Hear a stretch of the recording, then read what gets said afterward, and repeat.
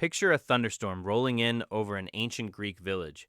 The ground shakes, the sky splits open. People run for cover, pressing themselves into doorways, pulling children close.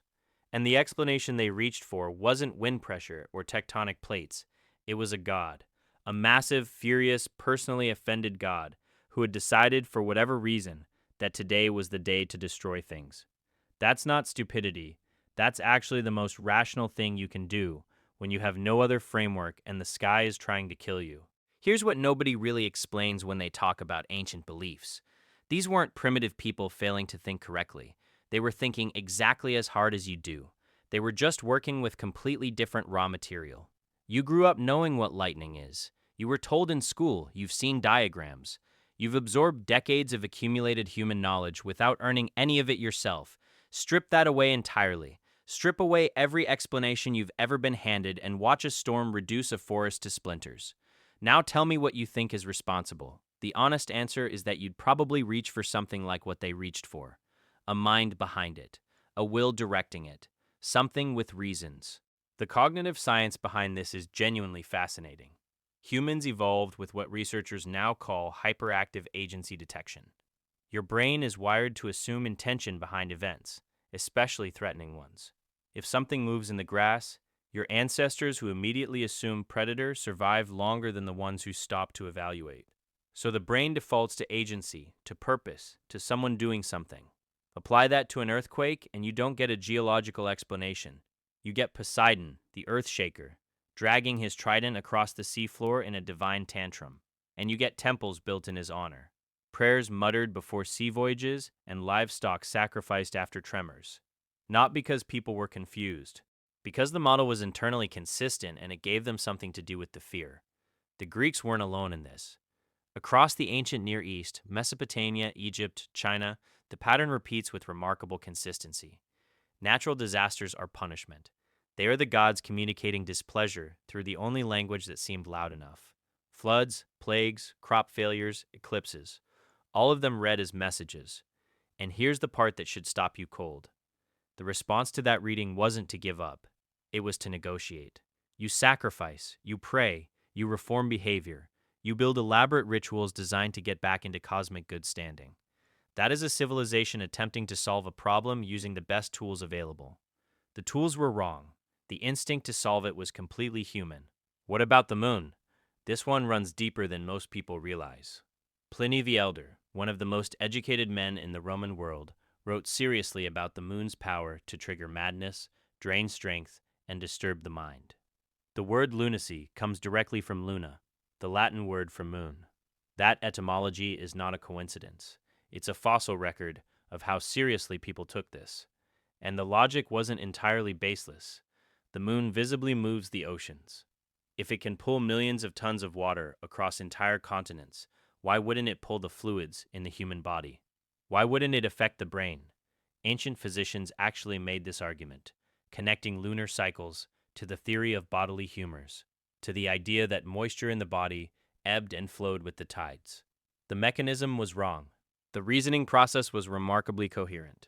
The four humors theory is worth sitting with for a moment. For over 1,000 years, doctors across the Mediterranean world believed your body contained four fundamental fluids: blood, phlegm, yellow bile, black bile. Your health was a balance between them. Your personality was determined by whichever one dominated. Too much black bile and you were melancholic. Too much blood and you were sanguine, optimistic, flushed with energy. When you got sick, the treatment was to restore balance, through diet, through purging, through bloodletting. Draining blood from a sick person to make them healthier. That is an idea that killed people for centuries, and yet it survived because it explained so much. It gave doctors a language, a system, a way to categorize every symptom and respond to it with something that felt purposeful. The theory was wrong in its mechanism, but right in its instinct. Health actually is a kind of balance. Disease actually does involve systems falling out of equilibrium. They were pattern matching correctly against a phenomenon they couldn't see clearly enough to understand. Then there are the stars. Medieval universities made astronomy a required subject, not as elective enrichment, required. Students of medicine, philosophy, and theology all had to understand the relationship between the zodiac and human health. The model of the cosmos they were working from was elaborate and internally beautiful. Earth at the center, surrounded by concentric spheres carrying the moon, each planet, the fixed stars, and beyond all of that, the primum mobile, the outermost sphere whose motion set everything else in motion. It was a clockwork universe with God at the edges, and within that model, it made complete sense that the positions of celestial bodies would affect events on Earth. If the entire cosmos is a unified system, you are not separate from it. The stars are not orations. They are part of the same mechanism you're part of. Who are you to say Jupiter's position on the day of your birth had no effect on your temperament? Here's the thing that makes you reconsider all of this. Ancient Egyptians predicted the annual flooding of the Nile by watching for the heliacal rising of a specific star. They were using celestial observation to forecast real events with genuine accuracy. The supernatural frame was wrong. The observational method inside it was producing useful knowledge. So where exactly do you draw the line? These weren't people staring at the sky and inventing nonsense. They were building a system of observation that worked, wrapped in a metaphysical explanation that didn't, and producing outcomes that fed entire civilizations. The supernatural belief and the practical astronomy were not separate things. They were the same project. What strikes you when you actually read ancient accounts of these phenomena is how much genuine intellectual work went into them. Aristotle wrote about the earthquake that destroyed the Greek coastal city of Hellasy in 373 BCE.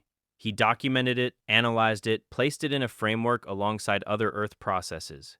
He was doing something recognizable as science inside a worldview that also included divine causation, and he didn't seem to find that contradictory. The separation between natural and supernatural didn't exist in the ancient world as a concept. There was no word for supernatural in ancient Greek or Latin. There was just the world, and the world included divine forces the same way it included wind and water. That's not a failure of categorization. It's a different taxonomy entirely. You have to ask what ancient people would make of the explanations we use now. Tectonic plates, invisible slabs of rock the size of continents drifting across a liquid mantle and colliding at speeds you can't perceive in a single lifetime. Would that sound more reasonable to someone in 500 BCE than Poseidon's trident? Dark matter. A form of matter that makes up most of the mass in the universe, but cannot be seen, detected, or directly measured by any instrument we currently have, yet must exist because otherwise the math doesn't work. Walk into a Greek agora and explain that one. The distance between ancient beliefs and your own isn't the distance between wrong and right. It's the distance between two different sets of best available explanations, and the new set gets updated every generation. The human impulse underneath all of these beliefs is identical to the one driving science right now. Something is happening and you want to know why. The earthquake didn't have to mean anything, but the mind cannot easily accept that. Something that large, that destructive, that sudden must have a cause proportional to its effect. A god is proportional. A random geological process feels like it should be smaller somehow, more contained, more manageable. The Poseidon model was emotionally satisfying in a way that plate tectonics honestly isn't. And emotional satisfaction isn't separate from intellectual frameworks. It's one of the things intellectual frameworks are built to provide. Ancient people weren't waiting for you to come along and correct them. They were answering the same questions you're in Swake at 3 a.m. turning over. Why does suffering happen? What force is behind the things that can kill you? Is the universe indifferent or is something paying attention? They looked at lightning, at floods, at disease-rotting people from the inside, and they refused to accept that it was random. Maybe they were wrong about the mechanism, but the refusal to accept randomness built every temple, every observatory, every medical system, every calendar. It built enough of civilization to eventually get you to a place where you could look back and call their answers strange. The strangeness is real. So is the fact that the same species produced both the answer and the question.